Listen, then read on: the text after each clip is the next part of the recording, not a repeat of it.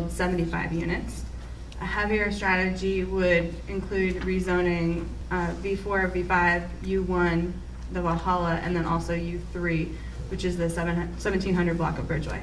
And then also applying an affordable housing overlay district to each of those parcels. This could yield up to 152 units. To explain the scale here in the state's view, this approach is relatively easy. They're used to seeing a rezoning strategy used in communities, and they're typically very accepting of this strategy. However, in terms of implementing this at the city level, this is more of an administrative process associated with it due to environmental review of the sites, time constraints, public hearings. It's a more difficult administrative process. Can you repeat why those three choices were made? I'm sorry, I didn't understand that. At the task force meetings, there was a desire of the task force to not include the Valhalla and the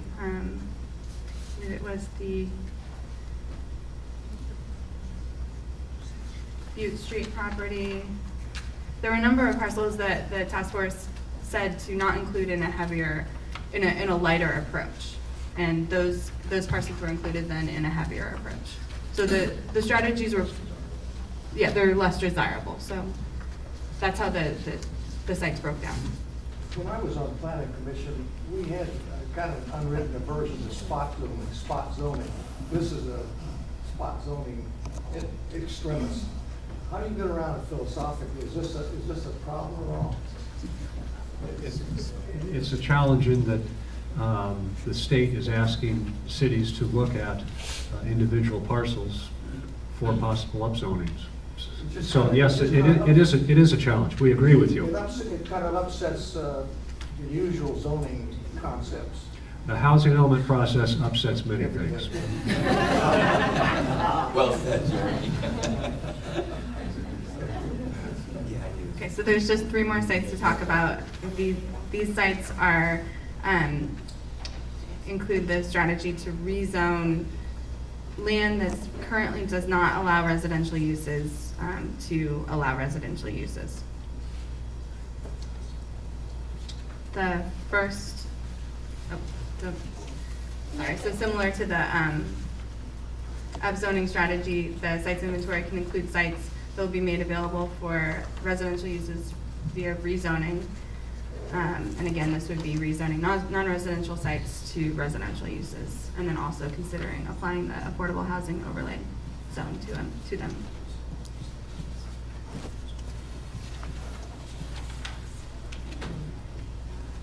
So the U2 site is located at 300 Spencer Avenue. It's the Spencer Fire Station 2. It's located at the southwestern corner of the city. The current zoning on this parcel is PI, which is public institutional, and does not allow residential uses. The site is about 1 acre. If the parcel was rezoned for residential uses at a maximum of 29 units per acre, and then the affordable housing overlay district was placed over it, the site could yield up to a maximum of 42 units. There are constraints on this site like the others. It's very steep on many portions of the site. The V3 site is located along Rodeo Avenue at the northern portion of the city near the Sausalito Towers. The nearest address to this site is 98 Rodeo, which is across Rodeo Avenue. The site is a little over half an acre and is currently vacant. One of the constraints is that vehicular access to the Marin Municipal Water District facility crosses through the site, and so that access would need to be relocated. The current zoning on this parcel is open space, which does not allow residential uses. If the parcel was rezoned for residential uses up to a maximum of 29 dwelling units per acre, and then the affordable housing overlay district was applied to it, the site could yield a maximum of 25 units. Less, 29 drop down. Sorry, Lily. Well, currently today, no residential uses are allowed, so 0 today, but it could be up to a maximum of 25 if it was rezoned and then the district was placed over it. Based on the size of the parcel. Okay, yeah, I'll ask the question. The V1 site is located at Sausalito Boulevard on the southern end of the city.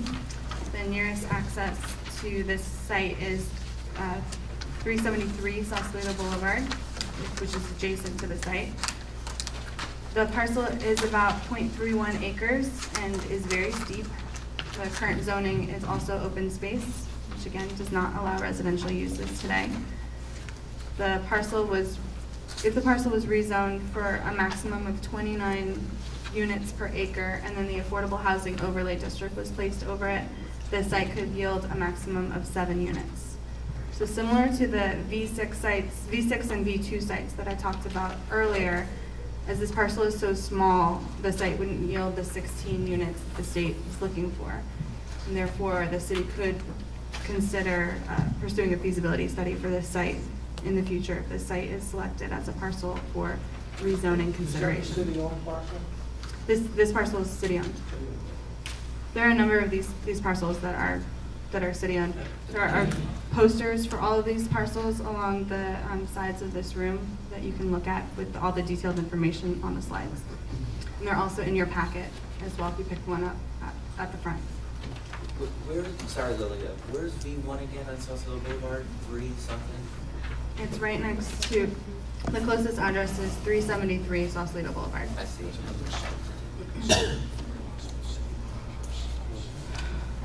This is a summary of the approaches for the upzoning strategies.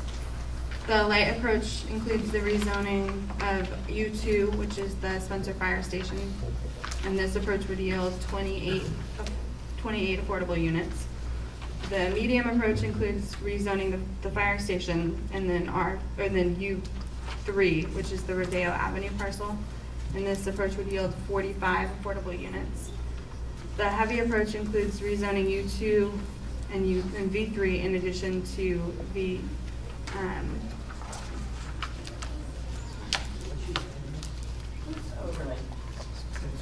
it would involve the rezoning of U2 and V3, and then also apply the affordable housing overlay district over it. And this would yield 67 affordable units. And again, in the state's view, this approach is relatively easy. They see it all the time. However, implementing it on the city ends is more difficult administratively.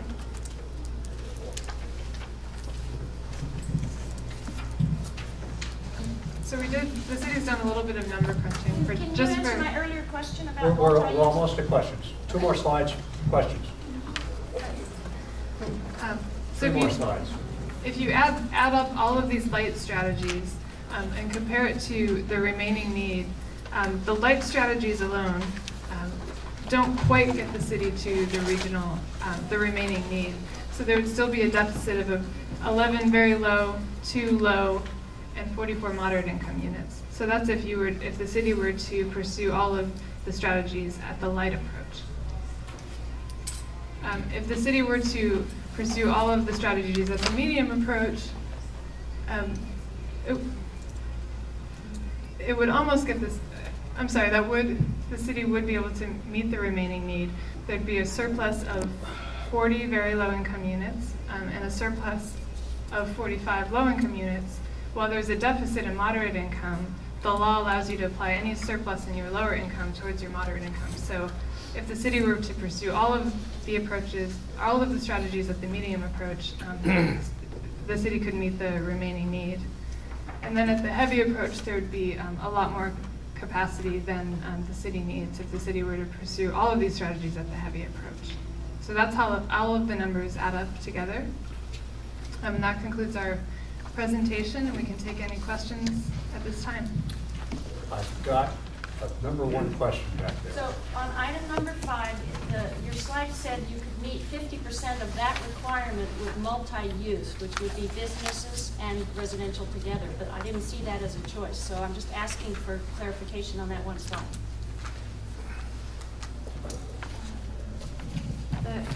The 9 sites that we're looking at right now are currently zoned either for residential use, or they're either open space or public institutional. There's no commercial sites on that list right now. So Besides besides the central commercial site, the 800 block of Bridgeway. So does that mean that the city didn't look at that at all, or that you did and you said, no thanks, we're not going to do that? That's what I'm trying to find out. Was that a choice we looked at? You know, I don't know, building apartments above barrios or whatever it is. I don't know. Those areas weren't looked at. We're not looking. Thank you. Next question. I have two questions. The first one is we seem to go from light, which is kind of leave things alone, to heavy, which is just, 30 units. How come there's no consideration of just doing 16 units, which is, on some of these streets, like on Woodward, they're very narrow streets. There's no on-street parking. If you think people are only going to have one car, that's not true. There's just cars all over the place. So the parking would be a problem, and they're very narrow streets as it is. So I wonder why there's no moderate approach that instead of going for 25 units on that space would go for 16, which is the minimum. The minimum is 16 units per site, but Yeah. there's also a minimum requirement to have the density be at least 20 units per acre. So you have to have a certain density. So you can't just set the density to 16. But we're still not going for 20. We're still going for 29. This is the frustrating part, that the state uses at times a cookie cutter approach Yeah. for all communities across California. And Right. so we are saddled with these regulations that come down from the state, and we have to try to apply them to these different parcels in Sausalito. And it's Yeah, frustrating we for design our it's frustrating fire for the trucks. task force, but that's the purpose of holding the workshop today. We realize we have a series of very distasteful choices here, and we're trying to we're soliciting your input on which one of these choices is least distasteful. Even right now today on Woodward Street, parts of Woodward Street are actually one-way traffic because of people parking on both sides of the street. You had a second question? I do have another question. Okay. Well, it's a comment actually, which is the idea of exempting people because they're close to a bus stop is ridiculous. Because the bus transportation, there's minimal bus transportation in and out of the city. It's very limited, like once every hour during commute time. And for getting around inside of the county, forget it. Besides, what makes you say they're going to use it just because they happen to be close to it? Next question. Yeah, it's very Ron, did you have a question? You live close to your bus stop, you're going to use it, but use it? Can I have a question over Give me here? a break. I started to raise my hand. It's not a question, just an observation. I've volunteered many hours promoting affordable housing, as have some other people in this room. The state process for the housing element has a distant relationship, in my mind, to actually constructing affordable housing. But it does have a relationship, and to some extent I'm a little offended by the statement that all of these policies to promote, which are aimed to promote affordable housing, are distasteful. I think some of these menu of choices are good ideas for the city to be considering, and I take exception to the statement that it's all distasteful. Question. The Spencer Avenue site, that is adjacent, it's next door to a house in close proximity, and there's a parking lot there that commuters use, which is overflowing as commuters have parked along both sides of the street to get the bus into San Francisco. And additionally, because that street is so narrow and so highly trafficked, there's no parking from 3/4 of the way down up to that parking lot. And residents on the street, which include us, use it for our guests when they come for fundraisers because there is no street parking. What would your plan be to do about the loss of that parking lot if you put a big 42-unit building there where it's already so highly trafficked?